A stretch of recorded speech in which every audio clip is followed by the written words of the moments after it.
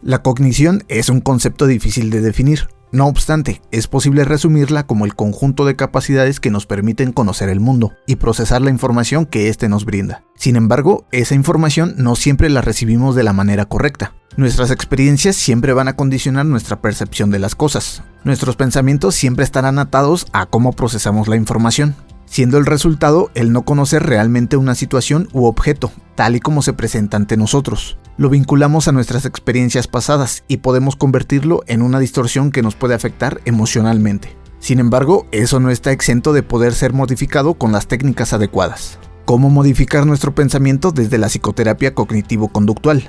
Bienvenidos a su canal Aprendamos Psicología. En esta ocasión veremos en qué consiste la reestructuración cognitiva. ¿Listos? Aquí vamos. Primero, ¿qué es reestructuración cognitiva?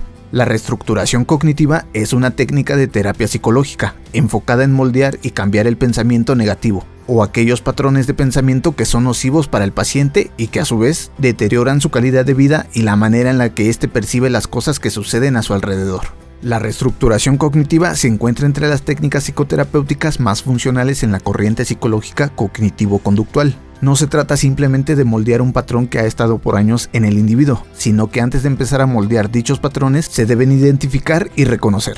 Esto, en consecuencia, hace que la reestructuración cognitiva sea un poco más compleja de lo que comúnmente se piensa. No obstante, cuando esta técnica se utiliza de la manera correcta y si el paciente se acopla a esta, se podría alcanzar un nuevo enfoque a la hora de integrar sus propias experiencias. Segundo, reestructuración cognitiva y sus tres fases. El primer momento contempla las experiencias y vivencias que un individuo experimenta. Un segundo momento se trata sobre cómo las personas conciben esas experiencias, cómo las interpretan y de alguna manera las hacen suyas. El pensamiento que se tenga acerca de lo que se haya experimentado afecta al último momento y tercer momento, en el cual el individuo reacciona y actúa ante la experiencia que ha vivido. La reestructuración cognitiva toma del individuo una idea o creencia irracional que está afectando la salud mental del sujeto. La técnica lo que hace es moldearla, haciendo que en lugar de ser nociva y negativa, sea beneficiosa para la persona. Pensamientos nocivos e irracionales. ¿Cómo nació el pensamiento nocivo en mí? ¿Por qué no puedo controlarlo? La plasticidad mental es una cualidad de la que disponemos todos, en medidas diferentes, claro, dependiendo del nivel de apertura emocional y la disposición a la hora de adquirir información del mundo externo. El problema yace entonces cuando se adquiere información errónea o conocimientos sin basarnos en hechos o en evidencia. Todo se basa en la percepción que le des a tu entorno, los conceptos y los términos que forman parte de tu realidad. Partiendo de allí empieza ese pensamiento negativo que hace que el individuo se comporte apático o a la defensiva. Lo que puede dificultar la reestructuración cognitiva no es la técnica en sí, ya que esta es bastante sencilla de comprender.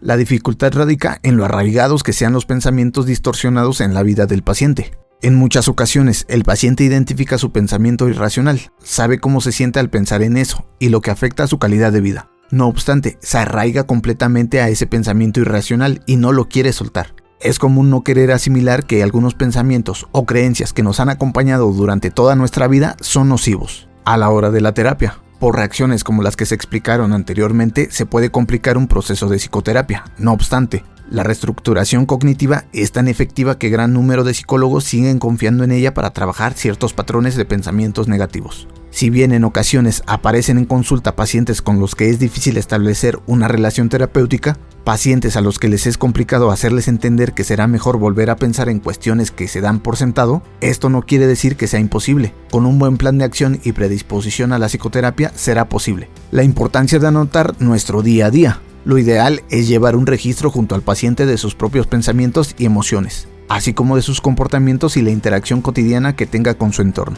Porque si bien esta técnica se basa en acción, emoción, percepción y reacción, esto no quiere decir que no esté entrelazado directamente con la evolución social del individuo.